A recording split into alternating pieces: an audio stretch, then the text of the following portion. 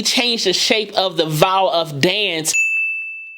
What's up, y'all? I hope y'all are well out there. I am Jaren. I am a voice teacher, speech trainer, and the founder and owner of this blessed by the best studio, the Jaren M. LaGuerre Studio. So I'm finally getting to this show. So I'm going to explain how I'm going to do this video real quick. So first of all, I'm not doing the whole show. It would be an immensely long process and video to do the entire show from beginning to end, non-stop. And I want to say this too about the video. The point of the video is to hear about their technique and kind of listen to their voices, not so much react to the whole concert. So I don't want y'all to feel like, I miss songs or, you should do this.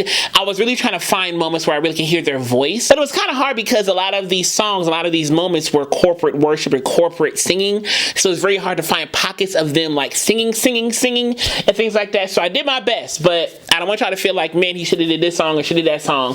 I was trying to find moments where I could really capture their voice and talk about their technique and talk about how they sound and, things that I hear about their voice. So that's the point of the video. Way more than just reacting and just talking about the whole concert. Because again, that would have been a very long video.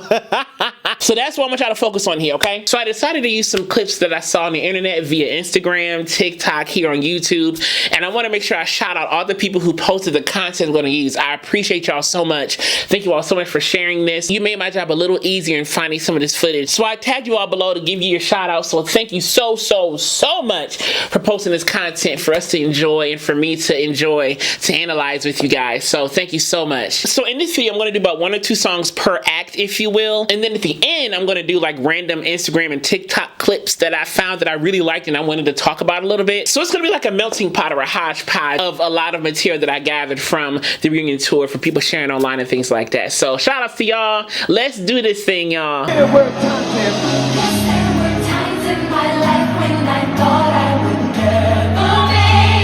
Yes, there were times in my life, you see how they kind of change the vowel position or the mouth position? Thought I would never make it. You see? And there's a light yet poignant consonant use. It's kind of light, but it's still there. You can hear every word, you can hear every consonant, hear every vowel, hear everything like that. And there's kind of a breathy undertone. Yes, there were times in my life that I never make it. Breathy and or just light. It may not be breathy, but very light in texture and light in weight. It was over.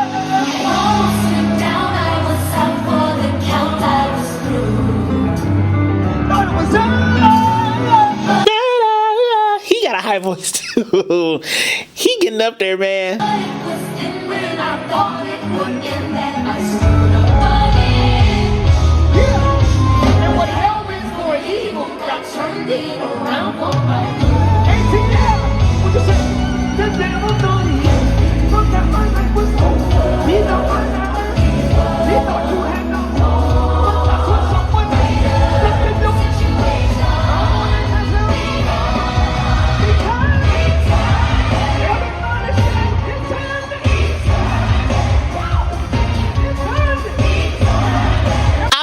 These little woos and all the things that he does, those are part of his brand. Those sounds, they are very distinct to him that only he can do. I can't do them sounds. Like mine sounds so like boring, but his pops and his let's go, all those things that he says, that's a part of his vocal brand too, not just the singing, but all those things. That's why you can hear him on certain records when you hear, his voice like talking or kind of narrating. It's like, oh, TYE TRIBBETT's there, because he brings a certain energy to the song or to songs and to worship and things like that. So his voice is so distinct. That's a part of what makes him him. For him, it makes his singing and his voice and his music, whether it's his music or somebody else's music, when he's on it, there's a certain expectation, if you will, or a certain feeling you get, because like, oh, TYE TRIBBETT on this thing. So it's such a cool thing to have your voice being used in that way to be a part of your brand. That is such a cool thing. It's like Kirk Franklin, when you hear him narrating, when you hear him talking on the song, you're like, oh, Kirk is there. You know what I'm saying? There's certain voice voices, even their speaking voice and their sounds, their signature sounds, like, you know, let's go, you know, Lil Jon. When you hear that, there's a certain thing that you expect, or a certain thing that you are anticipating. You know, this song gonna be, okay, Lil Jon. There's all these artists who have their speaking voices as a part of their brand, not just their singing voice or their music, but what they say, their typical phrases. Those things are part of their vocal brand too, because it's their sound. It's their sound of their voice. It's the sound of what they're saying. It is what they're saying, literally, like grammatically and vocally. What they're saying, how they sound, is all a part of their brand.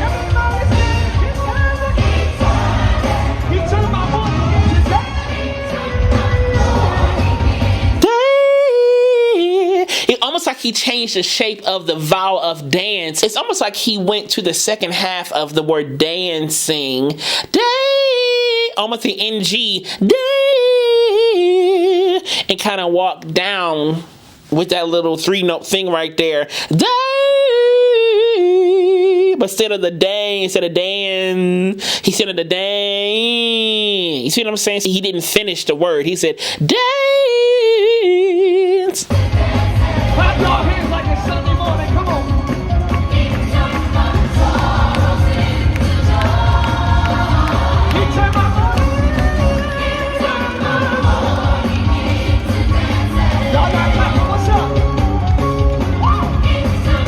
That little stuff he be doing, I can't do it like he's doing. My voice is so clear, I can't do it. But that little blip right there, that's what I'm talking about. That's the signature sound. Even the texture of that sound, kind of like the grit of that sound, that's a part of his magic. That's a part of what we love about him and his voice and his music and his sound. Those little blurps, those little things right there, that's what I'm talking about. 1, 2, 3, 4.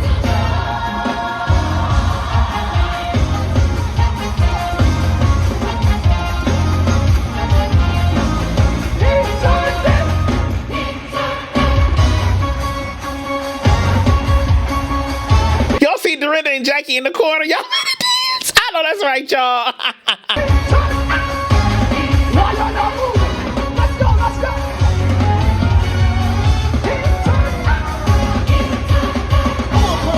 He turned that, it's quick. He turned that, it's punchy and quick.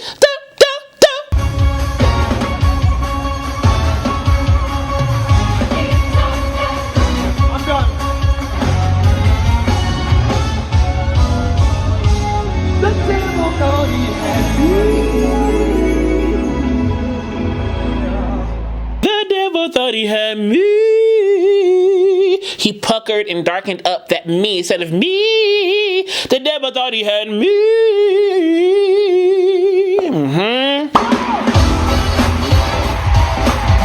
Everybody get up, put up a go.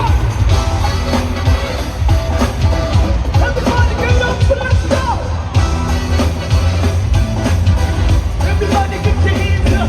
We got the V-I. It said V-I. V-I-C-T. So V was kind of regular. I was spread. C-T was a little bit more punchy. O-I-Y. Everything is kind of bright in the spelling of that. V-I-C-T-O-R-Y. You see what I'm saying? It's like a bright undertone. Though C-T was a little bit more puckered and warm, everything generally had a bright undertone to it though. V-I-C-T-O-R-Y.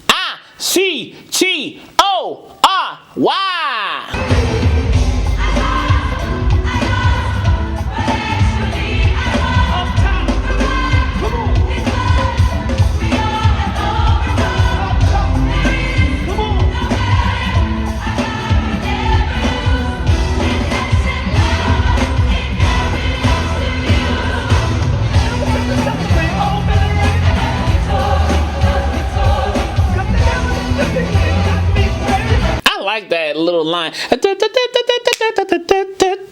There's almost a slight backbeat to it. You know, very go-go. It isn't. You see what I'm saying? There's a slight difference, a slight pull. Yeah, so there's a slight backbeat to it. Very slight delay to the beat. And the articulation and consonants of these lines make it so percussive. Such a cool way of singing this song. Now it's time to celebrate, all banners raised, because the devil is defeated and God be praised. You see what I'm saying? So all of these plosive and fricative consonants, more plosive than fricative, but most of the friction of these consonants is what makes the line kind of pop. Kind of like a trumpet or something.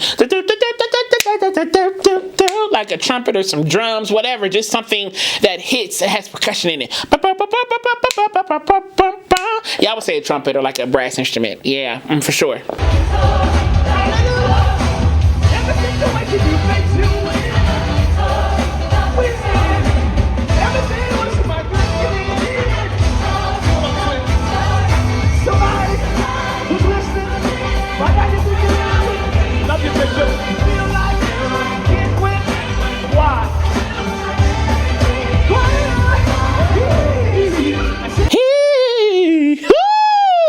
It's almost like his run right there had like some aspirate stops. And honestly, runs are a whole bunch of super quick aspirate like moments in between each note. They're just super duper quick.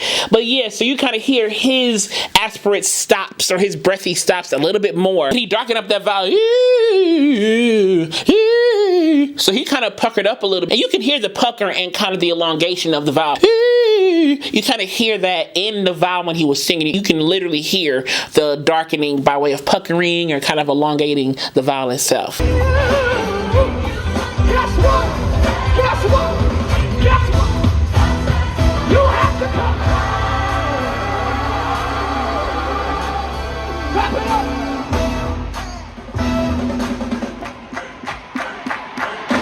That was time to celebrate all better, right? You know, fun fact. I used to lead this song a lot growing up. I used to always get these type of songs growing up. Like when this song was out, I don't know why people wanted me to sing this song so much, but like around the city, like every time this song was sung, and if I was in a building, I would sing it. It was just a, now it's time to celebrate, all banners raised. Like that part, like it wasn't somebody. I mean, I would lead it, but like, I wouldn't do the verses as much, but I would do, now it's time to celebrate, all banners raised. I would do stuff like, the devil in the whatever, like everything you wait in the face, I win. You know, I'm all, you know, being all high and stuff, whatever. But yeah, I used to sing this song quite a bit when it was out. I don't know why people had me singing this song, but whatever. Got the devil in the key.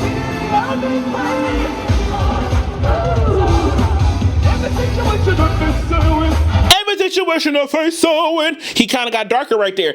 Every situation I face so in. It kind of got more puckered. A little bit more elongated right there in the vocal tract. Hey, Tito, I love y'all. Get your knees up. Get your knees up. I got the ooh.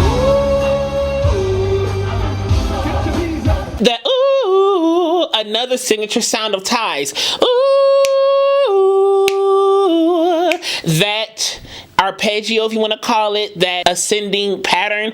Ooh, he do the different keys, but that is definitely something else that is signature to him. Knees up. Knees up. Got the victory. I love the. Everybody say oh. Everybody say oh. Israel, you ready? One time. One time. Two times. Somebody. Everybody. Everybody. If you enjoyed this analysis, you might as well click subscribe down below, then click the alert button next to it so you know when the next video is posted. And as I will always say to you, be vocally bold, creative, and aware, but most of all, be vocally you. All right, y'all, I love y'all so much, and I'll see y'all soon.